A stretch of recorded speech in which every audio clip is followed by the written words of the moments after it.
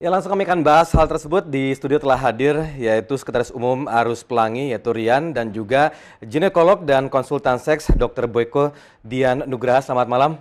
Selamat malam. Selamat petang, maaf, belum malam ini. Oke, langsung nih Dr. Boyko, kalau lihat dari informasi kami hadirkan tadi. Kemudian kita berangkat mulai dari mengenai penyimpangan seks, tadi disebutkan di sana. Menurut kajian dari Dr. Boyko sendiri apa ini? Jadi kalau kita melihat daripada pedoman, bukan penyimpangan seksual. Jadi kalau pedofilia, masih transvestism, kemudian zoofilia, menyukai mayat, exhibitionism, itu adalah penyimpangan seksual. Tapi sejak tahun 70, gay, homoseks, biseksual itu dimasukkan ke dalam kelainan orientasi seksual saja. Dan berarti ini bukan kontroversi berarti ya? Ya, bukan suatu penyimpangan. Bahkan di Amerika Serikat sendiri sejak tahun 1970 ini dinyatakan sebagai penyimpangan kelainan orientasi seks. Jadi bukan penyimpangan seksual. Dan mereka hanya menganggap golongan tersebut sebagai golongan minoritas. Dan kontroversi saat ini adalah dimulai dengan atau berawal dari pernyataan Menristek. Nah, bagaimana Anda menilai penilaian ini sendiri? Saya kira harus dilihat juga bahwa bukannya sekarang ini marak ya banyak, tetapi sebenarnya mereka itu sudah ada, hanya mereka sekarang lebih coming out, lebih berani mengekspresikan diri, ya sehingga jumlahnya kelihatannya banyak. Padahal dari dulu juga memang biseksual sekitar 15%, kemudian homoseksual murni sekitar 7%, jadi ada memang di masyarakat kita. Dan saya kok membaca dari beberapa artikel ada sebuah kekhawatiran untuk penularan. Nah, ini mungkin saya akan tanyakan ke Rian setelah ini ya. Tapi menurut Dr. Boyko bagaimana? Tidak ada penularan. Tidak ada penularan? Tidak menular. Jadi teori-teorinya pun sampai sekarang itu kan multifaktorial. Bahkan ada beberapa penelitian mengatakan bahwa setiap individu manusia itu mempunyai gen untuk homoseksual. Tergantung ketika dia dilahirkan, tergantung waktu dalam kandungan, ketika dia dilahirkan ada trauma atau tidak, di dalam asuhannya apakah terjadi Oedipus kompleks, Elektra kompleks, ada pelecehan seksual tidak, keluarganya harmonis atau tidak, kemudian ketika dia mengalami masa usia pubertas, bagaimana dia, apakah pemisahan antara ketika prapubertas mereka bermain dengan sejenis ini berhasil tidak, sampai kepada lingkungan pekerjaan, lingkungan sekolahannya. Jadi begitu banyak faktor-faktor, terutama 70% memang faktor lingkungan. Faktor lingkungan? Faktor lingkungan. Tapi bukan merupakan sebuah penularan, bukan? Bukan sebuah pengaruh penularan. Dari sisi sosial? Tapi faktor lingkungan. Dan kita juga harus melihat apakah ini, ada yang mengatakan apakah ini nature, artinya gennya yang lebih besar berperan, ataukah ini nurture, artinya pengaruh lingkungan. 70% pengaruh lingkungan, yang 30% adalah nature. Memang berasal dari alami, dari dalam kandungan, dari dalam gen yang kita tidak bisa apa-apakan. Baik Rian, langsung saja ini kajian dari Arus Pelangi sendiri seperti apa? Iya, kami tidak menemukan penelitian satupun yang menyatakan bahwa homoseksual atau transgender itu menular, gitu kan? Karena menular dari mana atau bagaimana itu bisa menular itu belum tahu. Tapi memang banyak penelitian yang dikemukakan tentang bagaimana orang bisa menjadi homoseksual. Tapi menurut kami itu tidak menjadi penting. Homoseksual itu sudah ada sejak dulu, sekarang sudah ada dan sekarang banyak, dan sekarang direpresi sama pemerintah dan masyarakat. Dan itu tidak yang kami tuntut sebenarnya bagaimana teman-teman LGBT itu mendapatkan hak yang sama seperti warga negara yang lain, begitu. Nah, kalau bicara soal kesetaraan, jelas ini sudah memang diungkapkan juga oleh beberapa komunitas juga yang lain. Tapi ini kembali lagi saya ingin fokus lagi lebih ke tadi mengenai soal faktor-faktor tadi sendiri. Yang banyak yang tentunya yang kontra sendiri menganggap bahwa ini perlu dikaji lebih dalam dan perlu juga dikhawatirkan. Tapi bagaimana menurut dokter sendiri? Bagaimana kita harus khawatir, karena itu udah pasti ada, ya, bahwa memang ya kayak seperti seseorang ya dipaksakan untuk menyukai lagu jazz, kan nggak mungkin kalau dia suka dengan musik dangdut. Sama, seseorang yang harus menyukai lawan jenis padahal dia tidak suka, dia suka warna kuning tapi dipaksakan untuk berwarna biru, dan itu sulit untuk mengubahnya.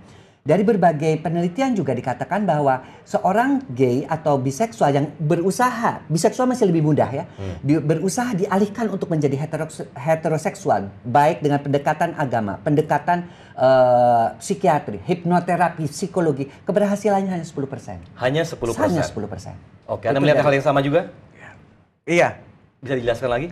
Iya, jadi bagaimana sebenarnya ini bisa disembuhkan atau tidak? Memang belum ada penelitian yang menyebutkan bahwa homoseksual bisa atau tidak disembuhkan karena memang bukan penyakit. Bahkan sejak tahun 73 itu dari Panduan Penggolongan dan Diagnosis Gangguan Jiwa PDGJ yang selama ini jadi kitab sucinya orang-orang psikologi, homoseksual itu sudah dikeluarkan dari penggolongan gangguan jiwa. Jadi memang tidak bisa disembuhkan, orang bukan penyakit yang harus disembuhkan. Oke, Anda menyebutkan PPDG berarti ya? PPDGJ. Iya.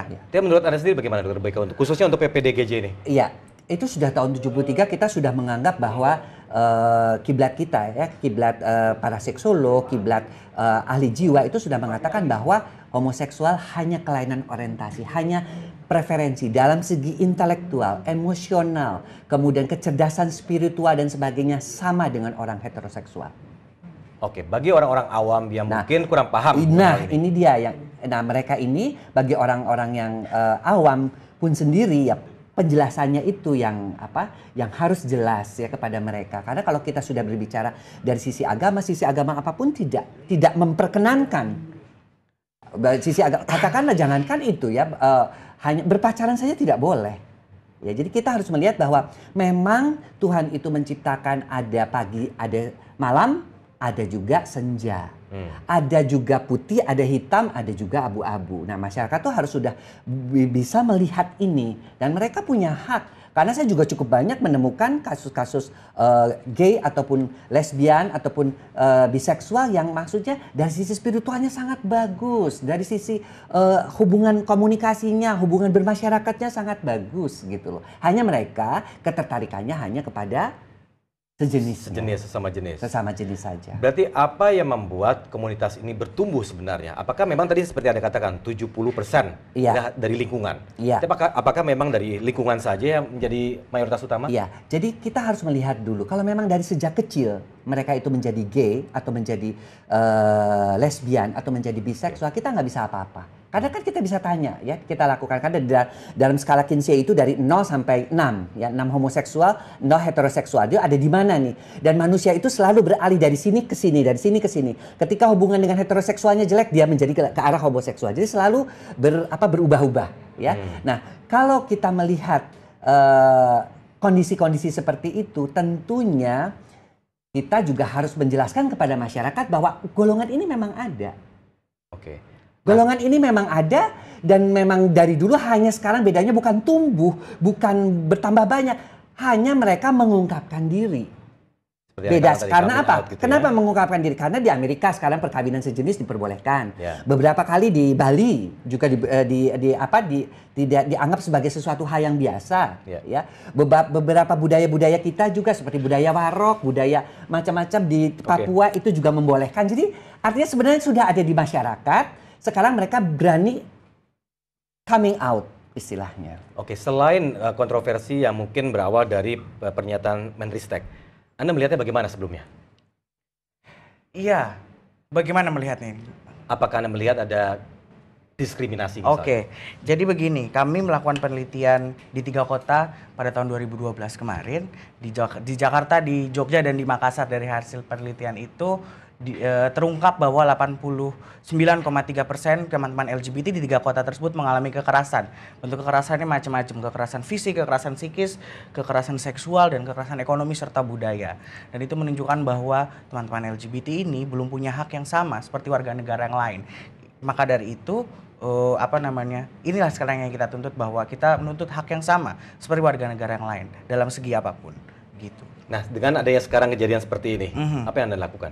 Iya, ya itulah yang membuat kami berpikir bahwa ini memang saatnya kami untuk terbuka bahwa negara, bahwa ini ada teman-teman LGBT di Indonesia yang banyak sekali yang harus diakui sebagai bagian dari warga negara Indonesia karena mereka punya hak yang sama.